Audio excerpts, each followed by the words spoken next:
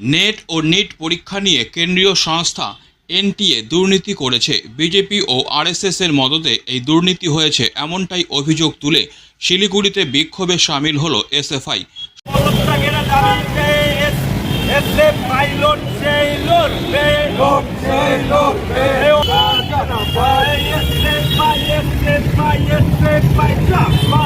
শনিবার শিলিগুড়ির বিবেকানন্দ মিনি মার্কেটের সামনে জমায়েত করে হাসমি চকে আসেন এসএফআই কর্মীরা।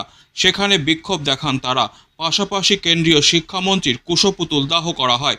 এ বিষয়ে এসএফআই এর তরফে অঙ্কিত দে বলেন, নেট ও নিট পরীক্ষা নিয়ে দুর্নীতি হয়েছে। যে সমস্ত পরীক্ষা ছাত্রছাত্রীদের জীবন তৈরি করে, সেই পরীক্ষা নিয়ে দুর্নীতি করে তাদের ভবিষ্যৎ নষ্ট করা হচ্ছে। এই দুর্নীতির প্রতিবাদে গোটা দেশ জুড়ে আমাদের বিক্ষোভ কর্মসূচি চলছে। অবিলম্বে কেন্দ্রের শিক্ষামন্ত্রীর পদত্যাগের দাবি জানাচ্ছি। সঠিক তদন্ত না হলে আগামীতে বৃহত্তর আন্দোলনে নামতে বাধ্য হব বলে জানান তিনি। সেই পরীক্ষাগুলো ছাত্রদের ভবিষ্যৎ আরো উজ্জ্বল করার ক্ষেত্রে বড় একটা ভূমিকা গ্রহণ করে। এই দুই পরীক্ষায় আমাদের কেন্দ্রের সরকার তাদের নিয়োজিত এজেন্সি এনটিএ তারা হচ্ছে একটা বড় দুর্নীতির চক্র, এটাকে ঘিরে ধরে করেছে।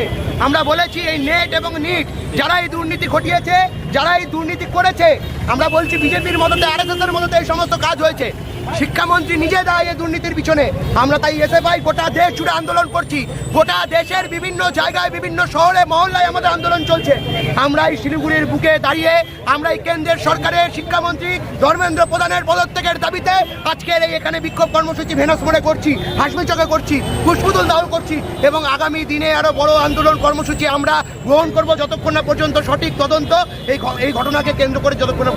Disclaimer. This channel may not promote any violent, harmful or legal activities. All content provided by this channel is meant for an educational purpose only.